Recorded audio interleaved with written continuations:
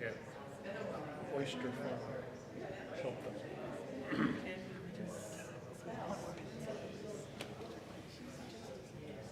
Oh, yeah?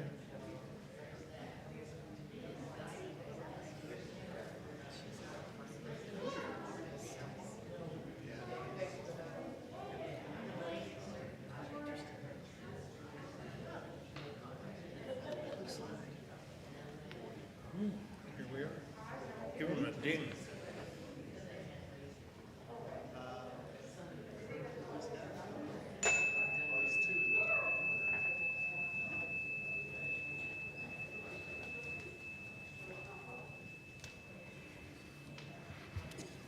Good morning. We're glad you're here, members, friends, and visitors. Whoever you are, wherever you come from, wherever you are on your spiritual journey, whomever you love, you are welcome in this place. If you're visiting in the sanctuary, we're so glad you're here. If you're visiting online, we invite you to introduce yourself in the chat, not the comments. Comments are closed. Use the chat and tell us from where you're watching. We're glad you're here. There's childcare downstairs today, and children are also welcome to enjoy poetry and stories here with us in the sanctuary. A big thank you this morning to Joyce Hooley for our music, so beautiful, and to our audio-visual wizard, Simon Jacobs. Now let us prepare for worship.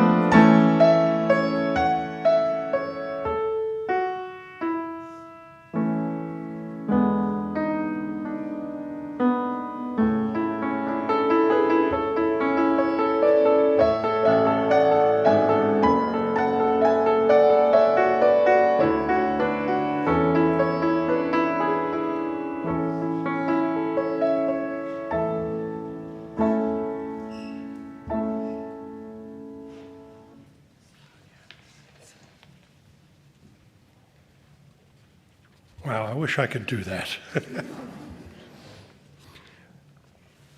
All around the world, Unitarian Universalist congregations are meeting, and one of the things we have in common is lighting our chalice. Let me give you words from Mark Ward.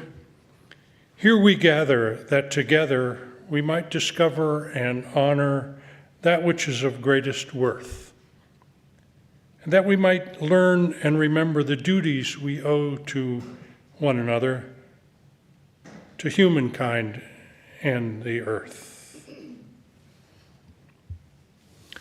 Our call to worship. Poetry, you say? Oh no, we should have checked what this was all about before we left home this morning. Give us a chance. You might say that poetry is obscure and I don't know what it means, and on and on and on. I'll give you that. But as a wise person, my wife Rita once advised me to appreciate poetry much like we appreciate music. How does it make you feel? Think of this. When we hear Beethoven's Ninth Symphony, or Mendelssohn's Song Without Words, we don't fret because we don't know what it means. We just know how it makes us feel. So let us treat you to a morning of music and poetry. Don't forget to announce the hymn. Oh yeah. Rise as you're willing and able. Let's sing. Come sing a song with me.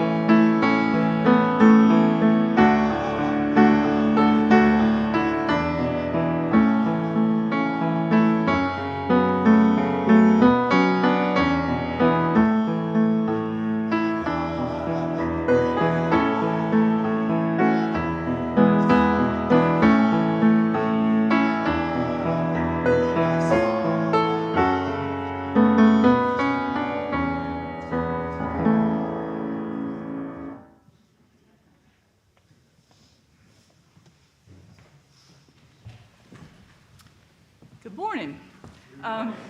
Today's wisdom story is actually a wisdom poem. And this is for anyone that doesn't want to go to school someday or go to work one day. Has anybody been there before? Exactly. So it's called Sick, and it's by one of my favorite poets, Shel Silverstein. "I cannot go to school today," said little Peggy Ann McKay. "I have the measles and the mumps, a gash, a rash, and purple bumps. My mouth is wet, my throat is dry, I'm going blind in my right eye. My tonsils are as big as rocks. I've counted 16 chicken pox. I cough and sneeze and gasp and choke. I'm sure that my left leg is broke. My hip hurts when I move my chin. My belly button's caving in. My back is wrenched, my ankle sprained, my appendix pains each time it rains. My nose is cold, my toes are numb. I have a sliver in my thumb. My neck is stiff, my voice is weak. I hardly whisper when I speak. My tongue is filling up my mouth. I think my hair is falling out. My elbow's bent, my spine ain't straight, my temperature is 108. My brain is shrunk, I cannot hear, there is a hole inside my ear. I have a hangnail and what? What's that? What did you say? Oh, you say today is Saturday.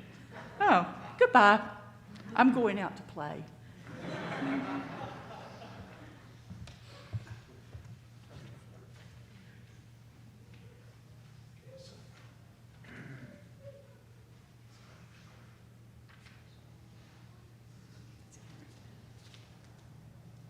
of mystery, a poem for Europa. Arching under the night sky, inky with black expansiveness, we point to the planets we know. We pin quick wishes on stars. From Earth, we read the sky as if it is an unerring book of the universe, expert and evident. Still, there are mysteries below our sky. The whale song, the songbird singing its call in the bough of a wind-shaken tree. We are creatures of constant awe, curious at beauty, at leaf and blossom, at grief and pleasure, sun and shadow. And it is not darkness that unites us, not the cold distance of space, but the offering of water. Each drop of rain, each rivulet, each pulse, each vein. Oh, second moon, we too are made of water, of vast and beckoning seas. We too are made of wonders, of great and ordinary loves, of small invisible worlds, of a need to call out through the dark.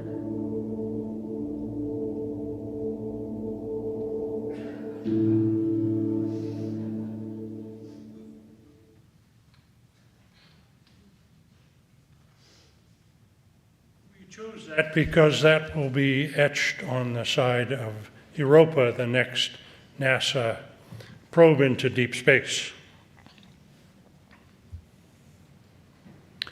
My second year of college, we were about 1962 or 3 or somewhere like that. I wander into English 201, some sort of required course, I presume, and I thought I'll survive this. I'm really interested in aeronautical engineering, but so what?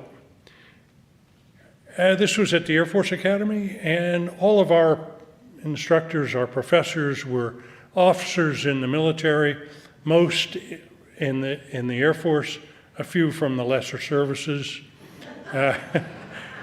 This fellow was a genial sort of character with a big smile, a thin row of ribbons, some thick glasses, but no pilot wings. But we thought, oh, it's all right. He played a trick on me. Boy, oh boy, I gotta tell you. Poetry. I go, oh, here's this kid from the Rust Belt. He doesn't need to know about this. He needs to know calculus. Anyway, within a few minutes or hours or days or weeks, he won me over to poetry with the simple stuff. Emily Dickinson and Dorothy Parker and just, it was just, I went, where was all this stuff all my life? Anyway, that lasted me for decades. I read a poem every day if I could. Fast forward to about 10 years ago, Rita and I moved down from our congregation in Springfield, Mass. We jump in here. I meet Mark Ward, who indeed is a poetry lover, but he had a different dimension to poetry. It wasn't poetry on the printed page, it was the spoken word. And I didn't know about that. And he taught me about how to appreciate poetry, how it makes us feel. I'm indebted to him, and I think we all are for many things. So let us treat you to a morning of music and poetry.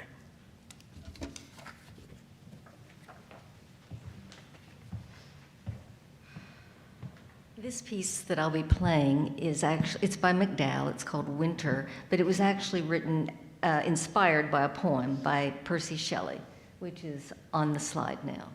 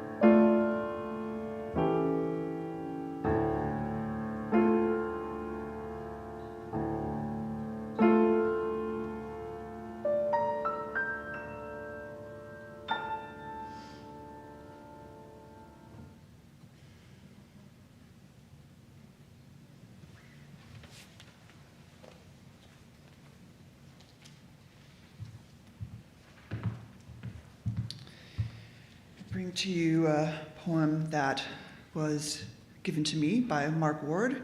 It's one of the very first things I offered as a brand new worship associate some years ago. So thankful for this. Singularity by Marie Howe. Do you sometimes want to wake up to the singularity we once were? So compact, nobody needed a bed or food or money. Nobody hiding in the school bathroom or home alone, pulling open the drawer where the pills are kept. For every atom belonging to me as good belongs to you, remember? There was no nature, no them, no tests to determine if the elephant grieves her calf or if the coral reef feels pain. Trashed oceans don't speak English or Farsi or French. Would that we could wake up to what we were when we were ocean, and before that, to when sky was earth, and animal was energy, and rock was liquid, and stars were space, and space was not at all. Nothing. Before we came to believe humans were so important, before this awful loneliness. Can molecules recall it? What once was, before anything happened.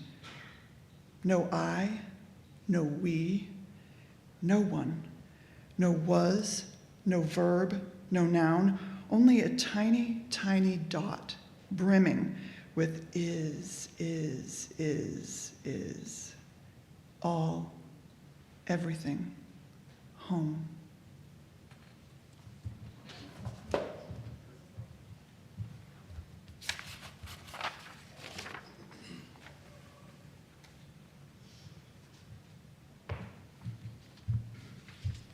I'll offer you a very short poem by the 21st century English poet Brian Bilston. In the park, the tall trees are waving in the morning breeze. I wave back, only to realize they are waving at the person behind me.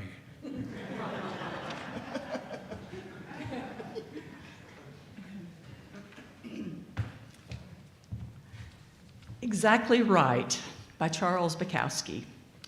The strays kept arriving.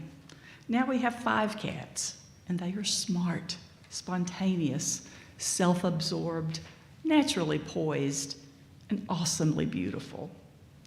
One of the finest things about cats is that when you're feeling down, very down, if you just look at the cat at rest, the way they sit or lie and wait, it's a grand lesson in preserving. And if you watch 5 cats at once, that's 5 times better. No matter the extra demands they make, no matter the heavy sacks of food, no matter the dozens of cans of tuna from the supermarket, it's all just fuel for their amazing dignity and their affirmation of a vital life we humans can only envy and admire from afar. Let's rise, embody our spirit, willing or able. Let's sing The Ceaseless Flow of Endless Time, hymn number 350.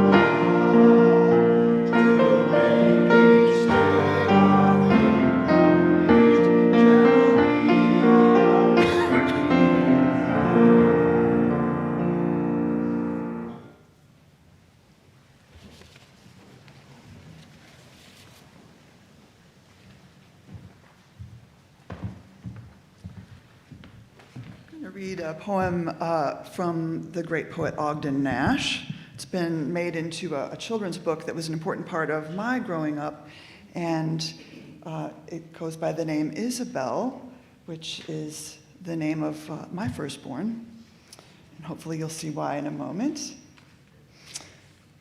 Isabel met an enormous bear. Isabel didn't care. The bear was hungry. The bear was ravenous. The bear's big mouth was cruel and cavernous. The bear said, "Isabel, glad to meet you." "How do, Isabel? Now I'll eat you." Isabel didn't worry. Isabel didn't scream or scurry. She washed her hands and she straightened her hair up. Then Isabel quietly ate the bear up. Once in a night as black as pitch, Isabel met a wicked old witch. The witch's face was cross and wrinkled. The witch's gums with teeth were sprinkled. "Ho, ho, Isabel," the old witch crowed. "I'll turn you into an ugly toad." Isabel didn't worry. Isabel didn't scream or scurry. She showed no rage and she showed no rancor, but she turned the witch into milk and drank her. Isabel met a hideous giant. Isabel continued, self-reliant. The giant was hairy. The giant was horrid. He had one eye in the middle of his forehead. "Good morning, Isabel," the giant said. "I'll grind your bones to make my bread." Isabel didn't worry. Isabel didn't scream or scurry. She nibbled the zwieback that she always fed off, and when it was gone, she cut the giant's head off. Isabel met a troublesome doctor. He punched and he poked till he really shocked her. The doctor's talk was of coughs and chills, and the doctor's satchel bulged with pills. The doctor said unto Isabel, "Swallow this, it will make you well." Isabel didn't worry. Isabel didn't scream or scurry. She took those pills from the pill concoctor, and Isabel calmly cured the doctor. Isabel once was asleep in bed when a horrible dream crawled into her head. It was worse than a dinosaur, worse than a shark, worse than an octopus oozing in the dark. "Boo!" said the dream with a dreadful grin. "I'm going to scare you out of your skin." Isabel didn't worry. Isabel didn't scream or scurry. Isabel had a cleverer scheme. She just woke up and fooled that dream. Whenever you meet a bugaboo, remember what Isabel used to do. Don't scream when the bugaboo says boo. Just look it in the eye and say, "Boo to you." That's how to banish a bugaboo. Isabel did it, and you can too. Boo to you.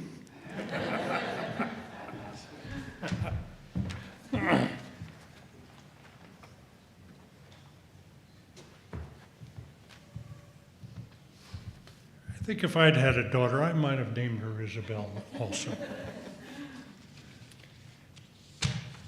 The modern Irish-American poet Donald Mahoney tells us a little story, how Pa and Ma met in the city. The story goes, Pa met Ma in the city when he drove a truckload of pigs to the market. She was the young waitress who served him cup after cup of coffee and gave him 3 eggs instead of 2, along with 4 slices of bacon. Pa liked Ma as soon as he saw her, so he told her he'd go back to the hotel and clean up and come back and take her to a movie if she'd like. Ma said yes, and one thing led to another, and a marriage, and Ma moved with Pa down to the farm. A strange place for a city girl who had spent all 18 years of her short life in the city. Ma had a lot to learn on the farm, and she did it slowly. The first time she took laundry out the basement door to hang on the line, she met a skunk not bothering anyone.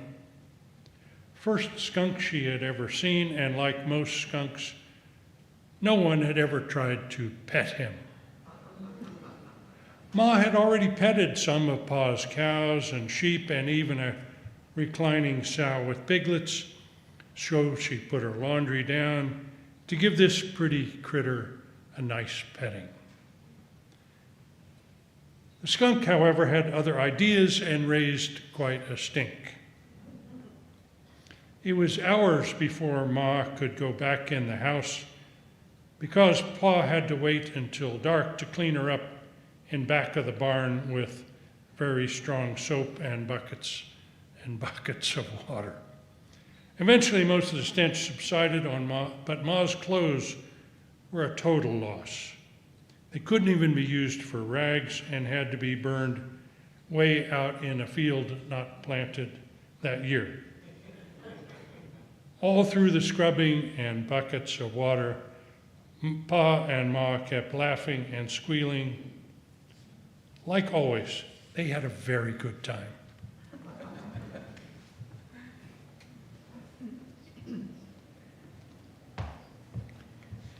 This is another poem by Donald Mahoney, a little bit different from the one that Charlie read. It's called Empathy is Not His Forte. He's never needed anything from childhood on. His parents had it all and gave it to him. So it's hard for him to understand why people who have nothing march with placards in the streets or sneak into another country to find enough to eat, a place to live, and raise and educate a family. Empathy is not his forte. And that can happen when parents give you everything, send you to the finest schools, leave you money you can build a business with, go broke and still become a billionaire. Finally, you have everything, and life becomes so boring, you decide the time has come to run for president. Such fun.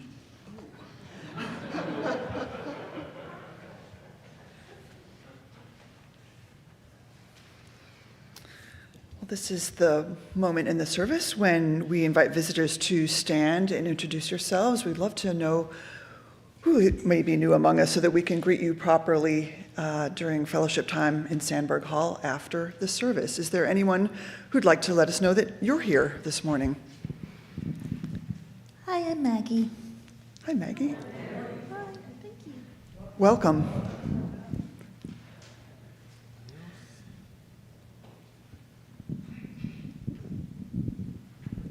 I'm Trish, and I lived in this area about 10 years ago and used to be a member of this congregation, so it's good to be back. Oh, well, welcome.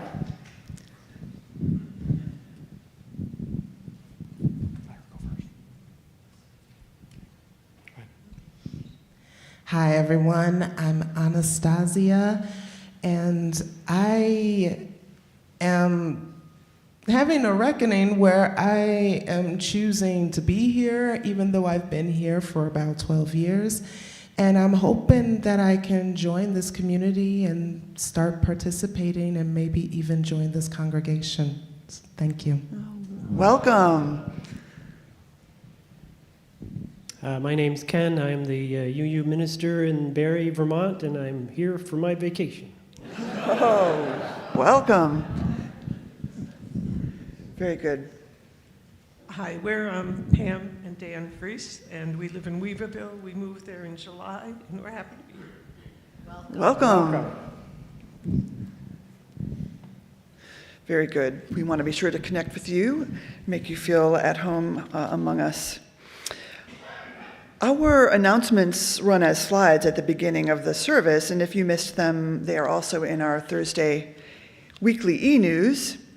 Just a few more things. If you or someone you know is in the need of pastoral care, we invite you to email care, C-A-R-E, at uuasheville.org.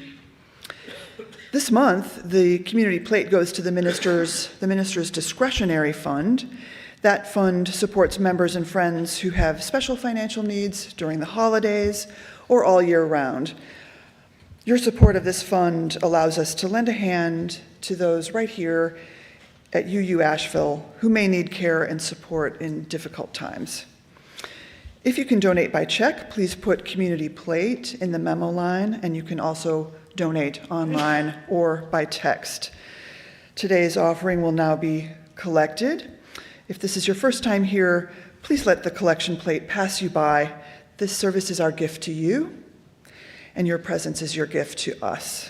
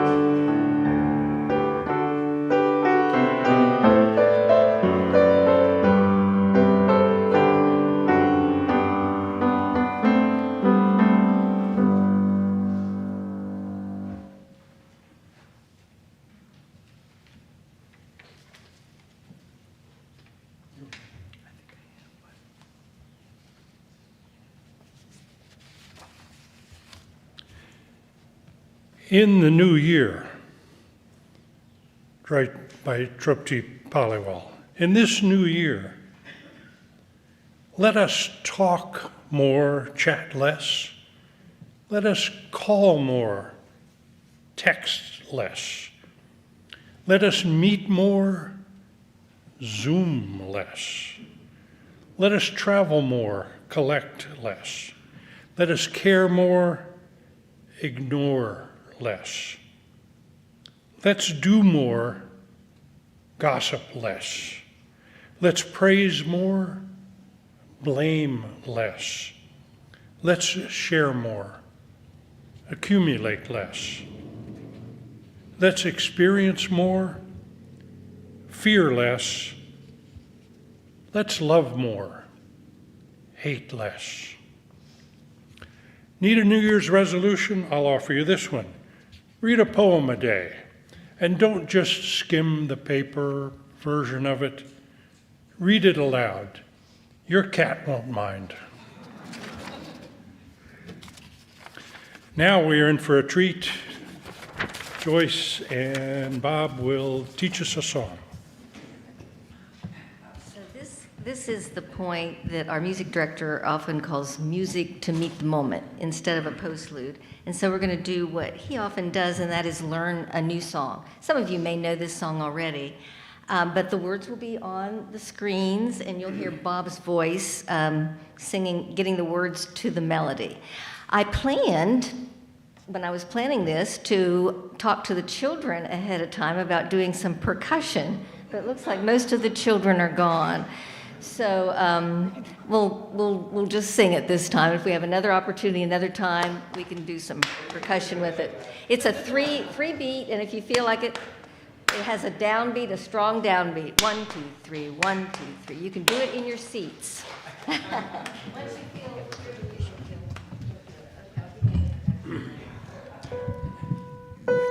First couple lines are the same music, and then you can say at least the first 2 lines, and you'll catch on. There's 3 verses.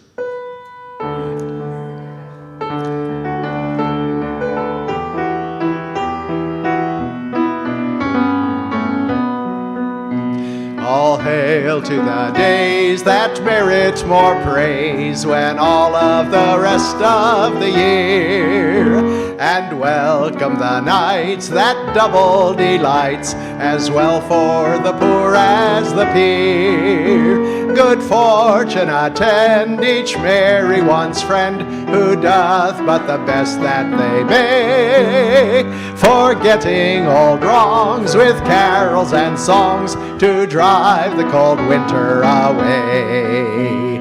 'Tis ill for a mind to anger inclined, to think of small injuries now. If wrath be to seek, don't lend it thy cheek, and nor let it inherit thy brow. Cross out of thy books malevolent looks, both beauty and youth's decay, and wholly consort with mirth and with sport, to drive the cold winter away. This time of the year is spent in good cheer, when neighbors together do meet, to sit by the fire in friendly desire, each other in love to greet. Old grudges forgot are put in the pot, all sorrows aside they lay.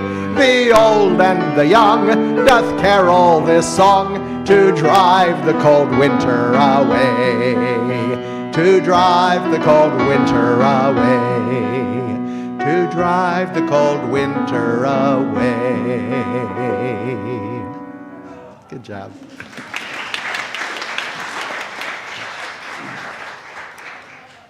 For the gifts of your time, your talents, your treasure, we are grateful. Let us stand now and join our voices together in singing our closing song.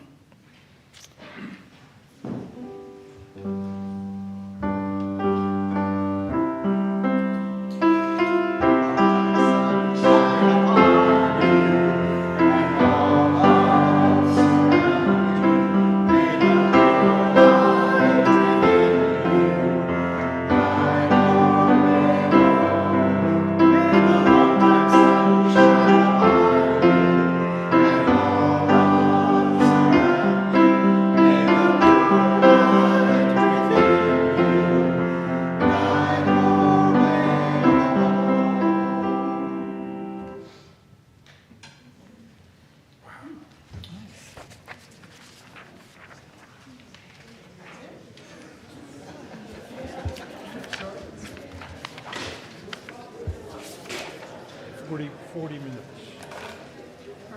40 minutes, way to go. Give them a little break. Yeah. Give them a little break. Yeah. Morning. Oh, God.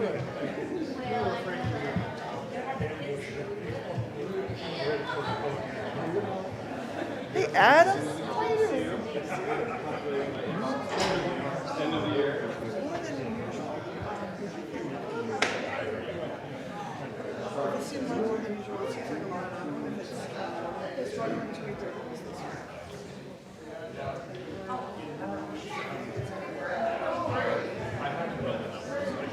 His little chapbook reflection, he has a couple of these things he used for cello sliding, and they were always sliding.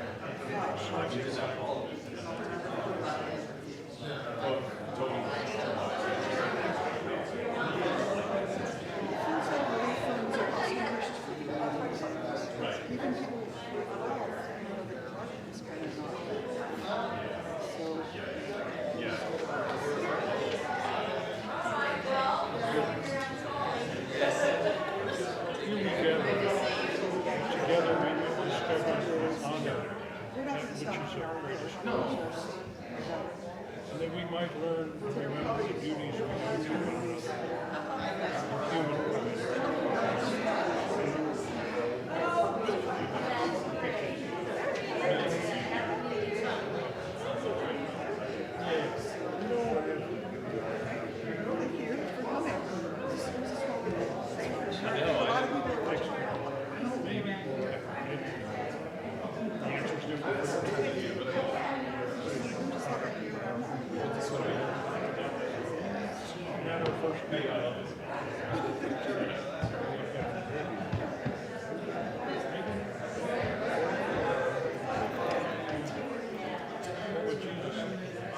one another. We stayed here, our son's name, Charlotte, Baby and his wife. Hi, how are you doing? No kids yet, so they're grade 5.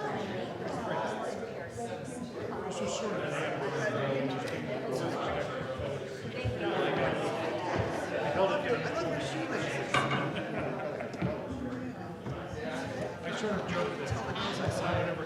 Oh, please do. Please do.